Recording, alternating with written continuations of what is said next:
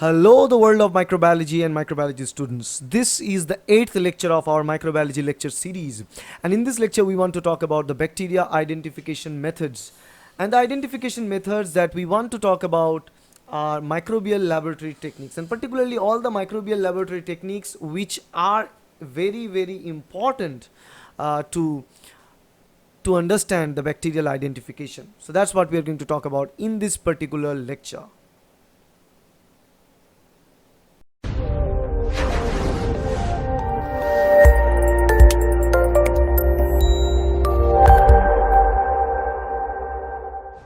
Now, a big question.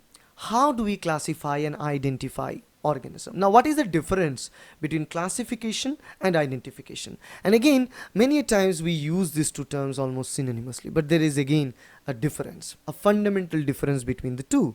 Classification is placing organisms in groups of related species, lists of class characteristics of known organisms.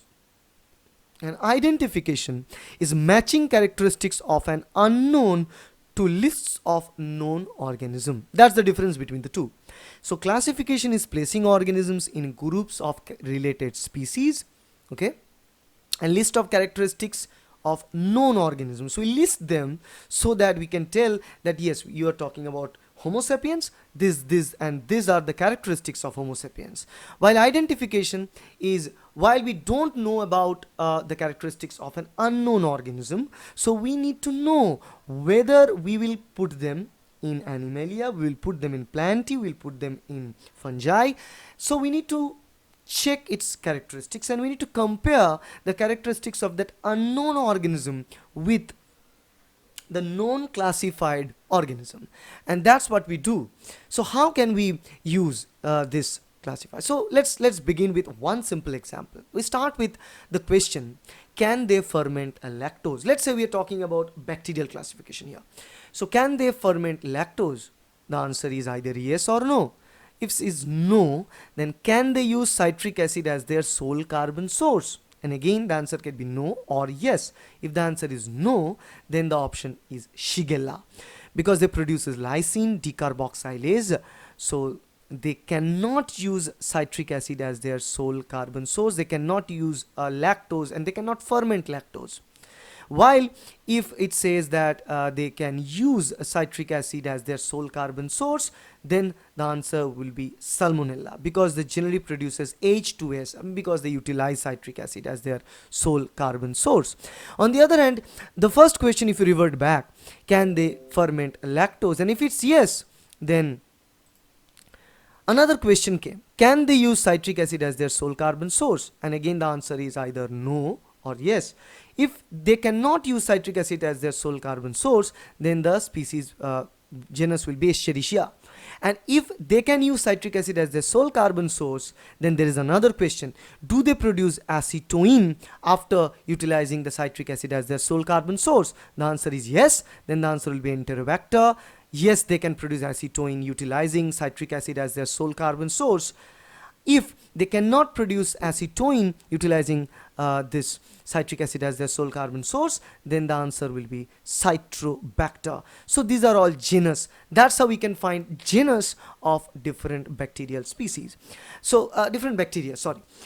Species identification is not easy based on its property, based on how it behaves and what it does, its biochemical properties and physical and other pathogenic properties. You cannot find that one out. So because species is even very little differences between themselves. So to identify correct species, we need to check molecular evidences. So we generally check 16S rRNA sequencing, and when we check 16S rRNA sequencing, that is going to give us information and tell us which is exact species. But apart from that, we can identify genus, as we can identify whether it's Shigella, Salmonella, Escherichia, Citrobacter, Enterobacter, and so on. Now let's talk about identifying bacteria even in a larger scale. Just like the earlier one, this whole system again will be based on certain question asking scheme. So start read. Gram reaction, negative or positive? If it's gram negative, let's begin with that first, then we'll talk about the gram positive. If it's gram negative, the research even go further. If it's gram positive, the research is short because there are very limited genus available in gram positive and we can easily detect them. So if it's gram positive, then we talk about morphology, means whether it's circular, cocci shaped, or it's rod shaped or bacillus. So if it's rod shaped, we call this different erycephalothrix, okay, and cocci shaped staphylococcus aureus, streptococcus, those are the types, okay. So not all the examples are listed here, only few types are given. Now if it's a gram reaction is negative, that means a gram negative bacteria, then our next question, glucose fermentation, that means whether it can ferment glucose or not, whether it produces acid only or acid plus gas. If it produces acid only, then the example will be shigelloids. If it produces acids and gas, then we talk about whether it's motile at 37 degrees Celsius temperature or not. So how to check that? Again, we are watching its motility under a microscope. If it is motile at 37 degrees Celsius temperature, then the answer will be Hydrophila or Aeromonas, okay, this genus. Or if it's a non-motile at 37 degrees Celsius temperature, then another question, can it hydrolyze urea? No or yes. If it failed to hydrolyze urea, then question is, it can produce indole or not. If it cannot produce indole, then we can call it hemolytica type. And if it can produce indole, then Maltosida or Pasturella, okay. Now on the other hand, urea hydrolyzation, if it's yes, then again question, citrate utilization is yes or no. If it's no, then Yersinia, okay, enterocolitica. And if it can utilize citrate, then Klebsiella pneumoniae, okay. So think about it. So this is also known as the IMVIC test, okay. So I'm going to show you an animation for that later as well. But you know, this is a way of identifying bacteria. This is something that you need to understand, how you need to construct this table of asking questions. And this is kind of the idea known as dichotomous key as well. Like when you ask a question and based on that question's answer, a different window will open. And based on that question's answer, another window will open. And ultimately we'll continue this process until and unless we hit rock bottom with one particular species.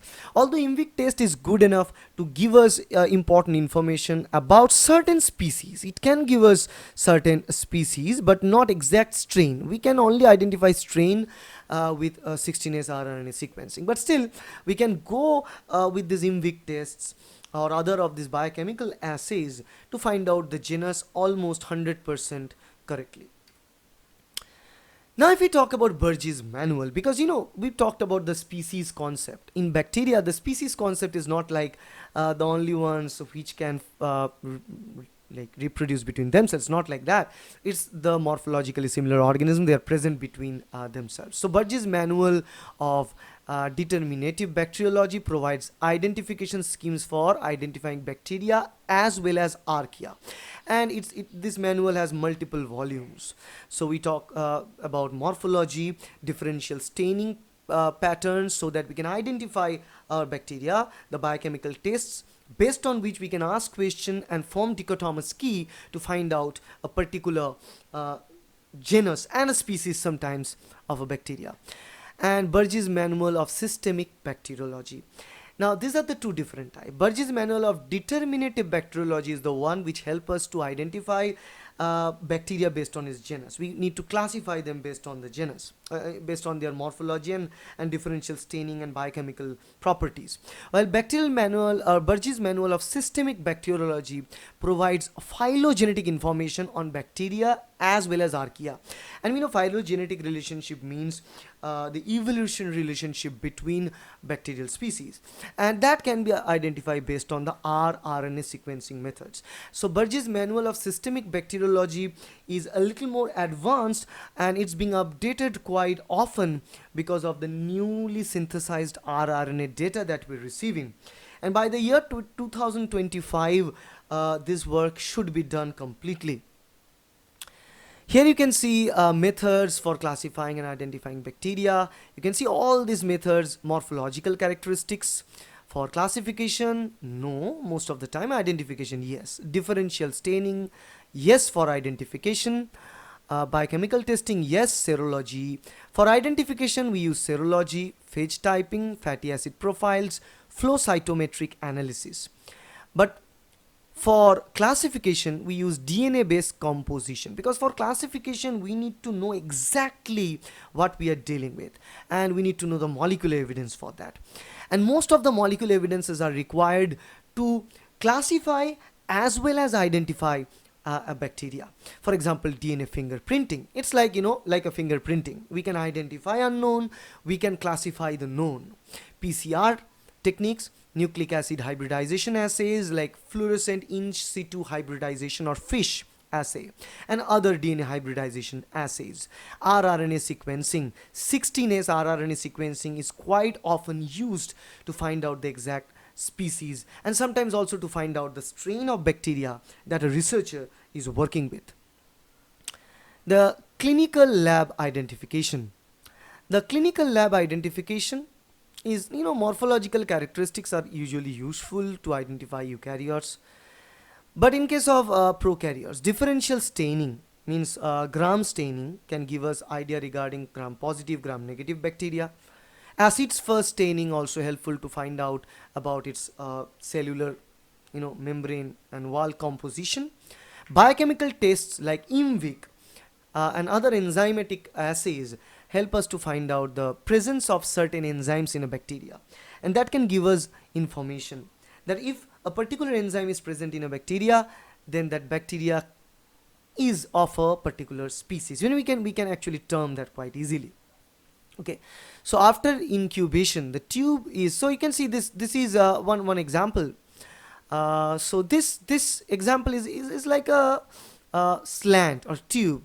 Okay, unknown enteric bacterium, we just isolated them, and what we do after incubation, the tube is observed for results, and you can see that the value for each positive test is circled, and the numbers from each group of tests are added to give the ID value, and that's how we can create an ID value. You can see that utilization of glucose, either formation of gas, lysine utilization, ornithine utilization, production of H2S, indole utilization. So all this is present in this graphical column, and what we devise, we identify this device, we invent this device to find out all the different properties that we actually ask questions about, and from here we can talk about the known and unknown. You can see this is the test column. Okay, so nothing is there. So after incubation, we found the column here. You can see the change in color, citrate change in from green to blue,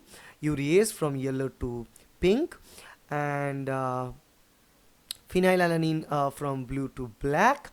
Production of H2S causing this and indoles causing this yellow colored region to be converted into black. So you can think about it that this 2, this 1, this, and this is 4 plus 2 plus 1, total 7. So give us a number. The ID value is something where we put all the numbers listed there, and so that based on that ID value we can easily we build a database of that ID value from all the known bacterial species, and we know for a specific ID value what bacteria we are dealing with. So here, by knowing the ID value of 2121007, it gives a certain specific identification value. It's like identification number of some kind.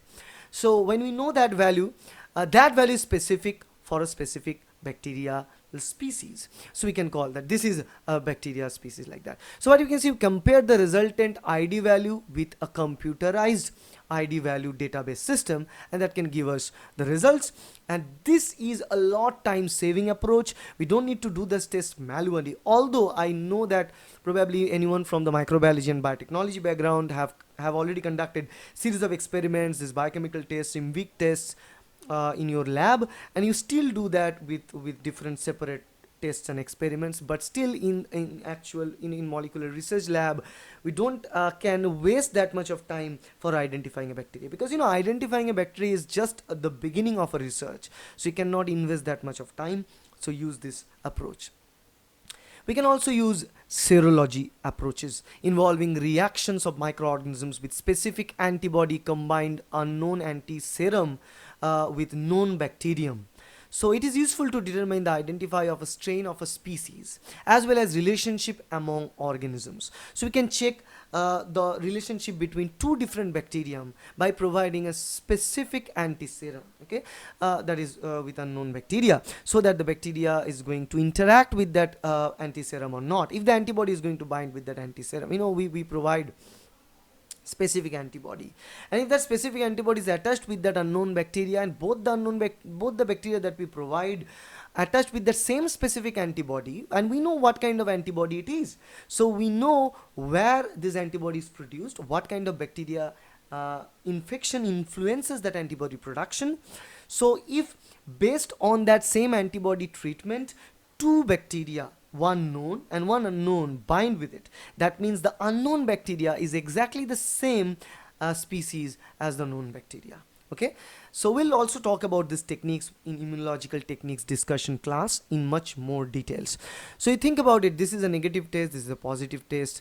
Examples: ELISA, slide agglutination, and Western blot. So we'll be talking about these three techniques, particularly ELISA and Western blot, in much more details when we talk about the molecular mechanisms class. Okay, so in this approach we identify the presence of a specific protein, and not only we can identify the presence of a protein, we can also identify the quantity of that protein with the help of Western blot techniques. And ELISA also help us to find out that antibody antigen interaction, and also comparative ELISA help us to find out the unknown bacterial identification. Another technique is phage typing or phage typing, identification of bacterial species and strains by determining their susceptibility to various phage, bacteriophage. We know bacteriophage are viruses that can infect bacteria, and we can easily detect the infection mode, because what we do, we put agar petri plate and we put a bacterial lawn first, and then we also put the phage, so that whenever the phage is added, the phage will kill certain colonies of bacteria, and the places of the plate where we can see opaque or clear agar is visible, there is no opaque structure, there is a clear agar structure, those regions are the places where the bacteria is killed by the phage. And we can easily find out that because we know what kind of phage we used, and we know what bacterial species that phages attack. So from this approach we can find out the bacterial species that we're dealing with. And genetic approaches are always there, like DNA fingerprinting, ribotyping, and polymerase chain reaction based techniques. DNA fingerprinting is again a number and sizes of DNA fragments that are produced by the restriction endonuclease digests that are used to determine the genetic similarity between microorganisms. So if you take out a bacterial DNA, which is not very big, and we use restriction endonuclease enzyme to cleave that DNA randomly and generate certain fragments. So we load that gel and we check the fragments, and then we also use another unknown bacterial DNA and we do the same thing, random cleavage of restriction endonuclease, and then also check the pattern. If the pattern came absolutely same, then we can tell that there is a similarity between them. For example, if you look at this picture, this one here and this one here is kind of very similar. You can see this first band, second band, and third band is kind of exactly similar with these two bacterial species. Okay, and the bands between this species and this species are kind of similar between 1 and 2, but not in the third one. Okay, the third one is also equal between these two back to back. So by looking at this this profile of DNA fingerprinting, we can easily say the comparative relationship between microorganisms. And then there are ribotyping. Ribotyping is nothing but rRNA sequencing that we have been talking about. Okay, 16S rRNA, which is unique and which is conserved in evolutionary history for a long period of time. So that means it's kind of a fingerprint. It's kind of a fixed nucleic acid structure that is unique to a particular bacterial species. So we try to identify that sequence, and if you find that sequence is unique to one particular species, and that's going to give us an idea about what we are dealing with. Polymerase chain reaction can be used to amplify a small amount of microbial DNA in a sample. The presence or identification of an organism is indicated by amplified DNA. Okay, so PCR is not a single unique technique that we use. It's kind of a technique that is used between many different approaches are there. So many different approaches where small amount of microbial DNA in the sample can be determined, because if the DNA sample is very small, PCR is a amplification method by using which we can amplify that microbial DNA into many different many numbers, and then we use all those different DNA fragments, and we can identify them for its classification. And there are also techniques known as nucleic acid hybridization. Nucleic acid hybridization techniques are also very specific techniques of identifying any unknown bacterial species. In this case, what we do is simply, let's say we are trying to identify an unknown organism we don't know about. What we do, we are comparing that unknown organism with a known bacterial DNA that we know. So you take this organism A, and this is organism B. Let's assume that organism B is unknown, organism A is known to us. So we take the DNA fragment from both organism A as well as organism B. Then what we do, we heat both those components separately in separate test tubes so that the DNA gets separated and DNA becomes single-stranded. And then we take the single-stranded DNA from organism A tube and put it into the organism B tube.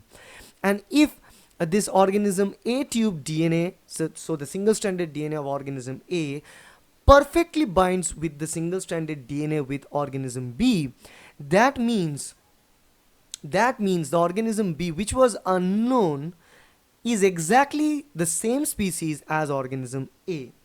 Now, the more the similarity between organism A and B, the better this hybridization of two DNAs will become, right? So partial hybridization means organisms are related, complete hybridization means organisms are identical, and no hybridization at all means organisms are totally unrelated. Okay, so we use this approach in case of Southern blotting. Okay, Southern blotting itself is a part of this DNA hybridization assay. DNA chip technology and modern day DNA chip technology 454 and torrent sequencing, they use this approach of DNA hybridization assay, as well as a specific assay known as fluorescent in situ hybridization, where we not only utilize the DNA fragment for finding out the unknown DNA or unknown bacteria, but also we can check the amount of unknown DNA that is hybridized with the target or known DNA of our choice, because those DNA fragments are tagged with fluorescent dye. So we call it fluorescent in situ hybridization. Okay, and the other techniques, as I say, we use this DNA hybridization assay in DNA chip technology, which is also known as the microarray technology, which is not only useful for identifying an organism based on its DNA or genetic makeup, but also this microarray can help us finding the genetic expression and gene expression profile of different organisms. And what we mean about this microarray, explaining microarray is difficult with the picture, so I'll show you an animation for the DNA microarray technology that can help you understand the process in much more details. But this hybridization assay also use that same hybridization technique that we discussed earlier. And DNA or RNA probe, sometimes also linked with the fluorescent tag or fluorescent probe, to find out the presence of a certain genetic similarity between the organisms, and that is fluorescent in situ hybridization that we talked about. So we can use either DNA as a probe or RNA as a probe. But remember, whenever you use a DNA or RNA fragment as a probe, generally it is single stranded, and second thing, it has a fluorescent tag or a radioactive tag attached with it. Okay, it's very very important that a tag is there so that we can find the presence of the DNA or RNA in the hybridization. Okay, so that's it. Okay, and at the end, the thing that remain is dichotomous key. And actually I talked a little bit about dichotomous key earlier when we discussed about the question asking approach to find out the specific proteins. Okay, I mean specific bacteria and microorganisms.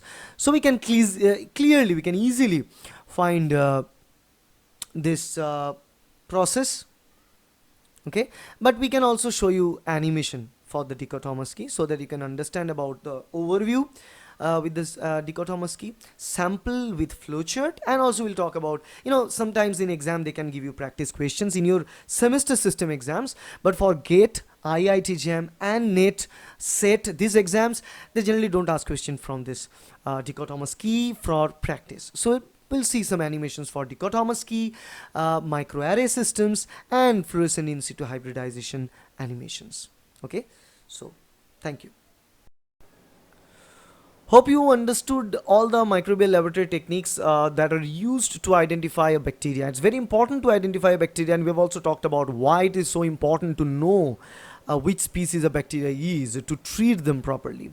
So if you like this video, please hit the like button, share this video with your friends, and subscribe to this channel so that you can continue to receive the notification from our end, and also hit the bell icon so that you can get all the notifications, because like the microbiology video lecture series, we are also going to make biostatistics as well as bioinformatics video lecture series very soon.